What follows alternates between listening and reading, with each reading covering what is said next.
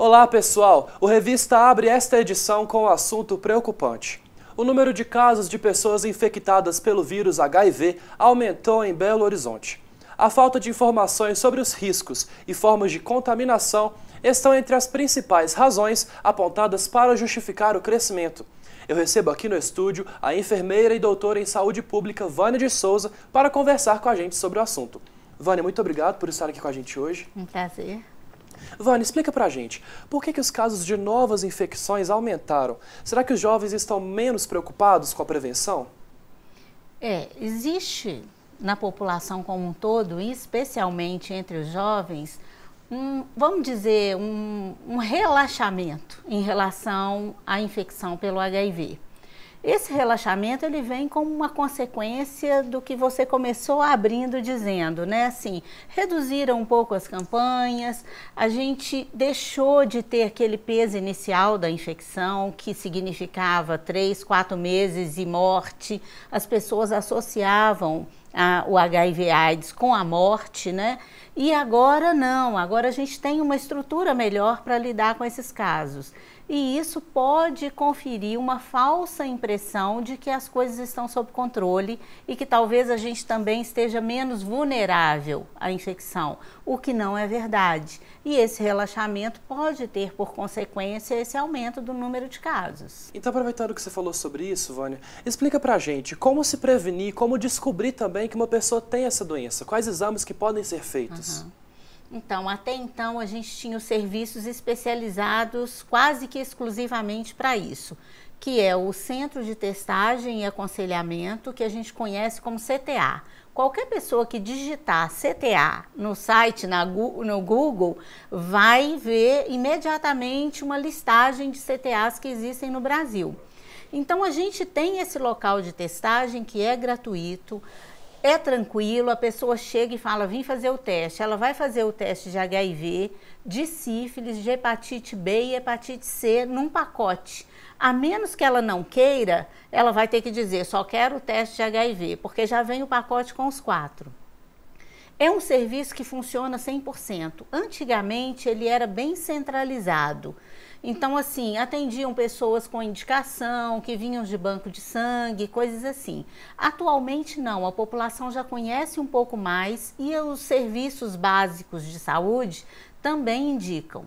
Agora, de uns 5 a 6 anos para cá, teve uma grande mudança que eu acho muito interessante, que é o fato de todas as unidades básicas de saúde de Belo Horizonte, por exemplo, poderem realizar tanto o teste ELISA, que é o tradicional, quanto o teste rápido. Então, a pessoa vai lá fazer o teste, em 30 minutos ela está com o resultado na mão. Os próprios enfermeiros fazem, outros profissionais também fazem, médico ou enfermeiro, né? E tem o aconselhamento de psicólogos, de assistente social, que pode ser dado tanto antes quanto depois do resultado. Então, tem muita possibilidade para a pessoa se testar. Que interessante, né? Então, às vezes, parece que as pessoas não conhecem. E falando sobre isso, Vânia, qual que é a diferença entre ter o vírus HIV e ter a doença AIDS, a doença da AIDS? Essa é uma diferença importante, porque as pessoas confundem e falam, não sei quem está com AIDS, né? Normalmente, o que a pessoa está dizendo é que ele está com HIV, ele é um portador do vírus HIV. O que isso significa? Você entrou em contato com o vírus, se infectou e ele está dentro da sua célula ou na corrente sanguínea. E aí você está portando o vírus, mas não quer dizer que você esteja doente ou entrou na fase clínica da doença. Então, eu já aproveito para acrescentar que a gente a AIDS ela não é considerada uma doença porque o vírus em si ele não causa uma doença específica. Ele vai diminuir a imunidade da pessoa porque ele vai acometer exatamente os anticorpos, que são as células de defesa, e aí a pessoa vai tendo uma queda da imunidade significativa ao longo da vida. Aí o que vai acontecer? Chega num ponto que ela começa a adoecer com coisas muito simples, que nenhum, por exemplo, uma pessoa da sua idade não adoeceria com uma pneumonia, raramente teria, a não ser que tivesse com uma imunidade muito baixa. E geralmente uma das possibilidades é exatamente essa pessoa estar com o vírus. E aí ela desenvolve uma série de infecções, diarreia, pneumonia, um câncer de pele, que a gente chama de sarcoma de Kaposi. Então ela começa a ter uma série de infecções e daí vem o quadro da síndrome da imunodeficiência adquirida, que a gente chama de AIDS, abrasileirando a sigla, né? Então acaba que vem um monte de outra coisa. Se fosse SIDA brasileira, a gente chama de AIDS. Então acaba que vem um monte de outras doenças em cima, né? Vânia, explica pra gente como que uma pessoa pode contrair a doença e o que muda na vida de alguém que tem a AIDS. Então, a pessoa adquire quando ela entra em contato com o sangue de alguém que tem o vírus, né, que é portador do vírus ou que já está doente, que já está na fase clínica com a AIDS. É possível também a transmissão pelo leite materno e pelos líquidos de uma relação sexual, portanto, pelo esperma quanto pelo lubrificante que a mulher tem durante a relação. Né? É claro que tudo isso tem uma diferença. A gente tem um nível de risco de infecção maior. Eu diria assim, se a gente fosse classificar as 3 formas de relações sexuais, a principal de transmissão ocorre na relação anal, porque ela tem uma maior possibilidade de escoriação e sangramento.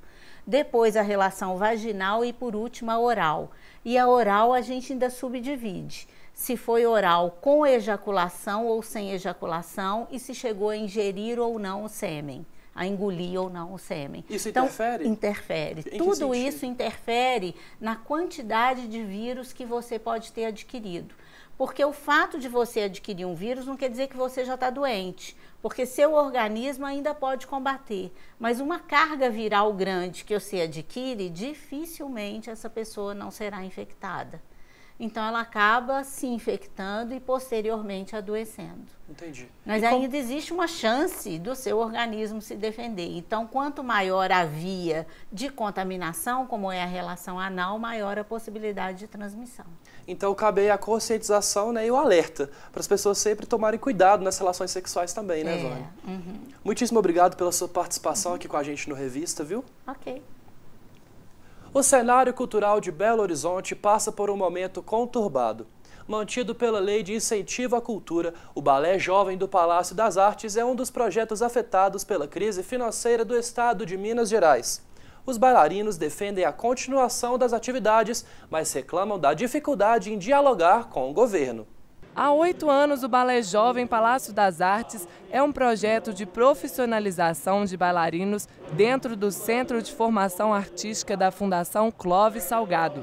Até o início deste ano, o grupo se mantinha pela Lei de Incentivo Federal, mas após a participação na campanha de popularização do teatro e da dança de Belo Horizonte, no mês de março, os bailarinos foram comunicados que as atividades do projeto seriam encerradas. Tinha marcado uma reunião para fazer o planejamento, porque ele mudou toda a direção, né?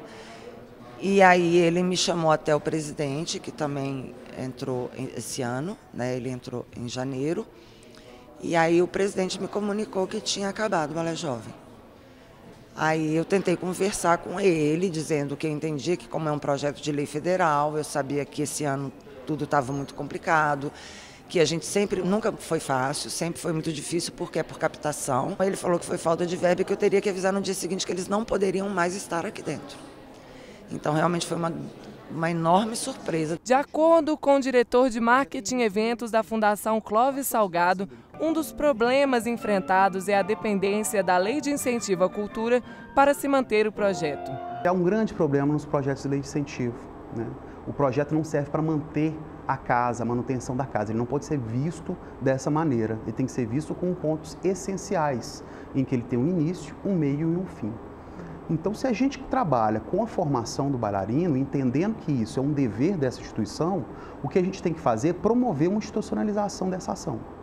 Então, cada vez mais, essa ação tendo professores da casa adequados, concursados o máximo possível, para que estabeleça continuamente essa formação. A gente está trabalhando dentro de um projeto que a gente está denominando aí Cefart, é uma ampliação dessa área de atuação de formação dessa instituição.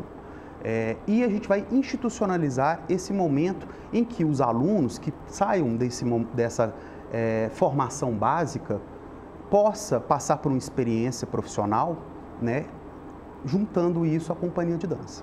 O balé era composto por cerca de 30 bailarinos, sendo 16 bolsistas e 3 profissionais. Há 2 meses, os participantes não recebem bolsas e salários, mas as salas e os professores do Centro de Formação Artística ainda estão disponíveis para as aulas. Segundo os bailarinos, há dificuldade de diálogo com a Fundação Clóvis Salgado. Eles procuraram o governo estadual e se mobilizaram nas redes sociais para a manutenção e institucionalização do balé jovem. Nesses 2 meses, a primeira pessoa que a gente tentou procurar foi o Ângelo Osvaldo, e na negociação não avançou muito, não. E logo depois, uns 10 dias depois, um fórum permanente de cultura, a gente perguntou, e aí ele propôs algumas coisas que a gente não achou muito interessante, como que a gente podia ser um grupo independente, então, e que poderia, então, eles poderiam dar o palco do Palácio das Artes, porque a gente fizesse um espetáculo para angariar fundos. Muitos não gostaram disso, porque na verdade não é o intuito, a gente não quer angariar fundos, né? A ideia é do projeto, né, de formação e profissionalização. Então eu senti que ficou meio parado. Questionado sobre a abertura de diálogo com os bailarinos, o secretário de Estado de Cultura, Ângelo Osvaldo, aponta para as dificuldades financeiras que o Estado está passando. Nós recebemos no atual governo o projeto já encerrado, e no momento de começarmos talvez até um novo entendimento, quando foi dito a eles que o projeto estava encerrado, nós não tínhamos condição de dar continuidade num primeiro momento, eles começaram a fazer manifestações e querem que seja do jeito que eles querem. Nós estamos numa época de crise, com cortes por todo lado, com dificuldades enormes para o patrocínio cultural, e todas as pessoas estão procurando ter compreensão e bom senso. Nós esperamos que o Balé Jovem compreenda essa situação, isso não é uma brincadeira, não é um capricho, não é porque não queremos fazer, é porque eles tinham um projeto que foi esgotado e a Fundação Clóvis Salgado não pode abrigar todos os grupos que queiram se instalar lá dentro sem a formalidade de um projeto ou de um convênio. Os bailarinos desejam a institucionalização do projeto, mas temem que acabe se transformando em apenas mais uma matéria na grade de aulas do Cefar e não em uma experiência profissionalizante com projetos diferentes. O Balé Jovem representa a minha chance de uma experiência profissional, porque a dança é minha escolha de vida. Desde os 4 anos, quando eu comecei a dançar, eu tinha vontade de me profissionalizar, e o Balé Jovem é a porta que eu encontrei para entrar no mercado de trabalho. A gente tem plena consciência que só a escola não é uma formação completa, né? O Balé Jovem realmente é o que a gente precisa para se tornar profissional. É necessário que eu tenha a vivência do que o Balé Jovem é. Assim, eu preciso de uma ferramenta como o Balé Jovem, e eu não sei, não existe outra. E assim, eu não sei o que eu faria sem. O Revista vai para um rápido intervalo. No próximo bloco, saiba os desafios e as vantagens de ser microempreendedor individual. Não perca também as lendas que percorrem a história do cemitério do Bonfim. E veja as dicas de qualidade de vida e de bem-estar para as futuras mamães. O Revista volta já!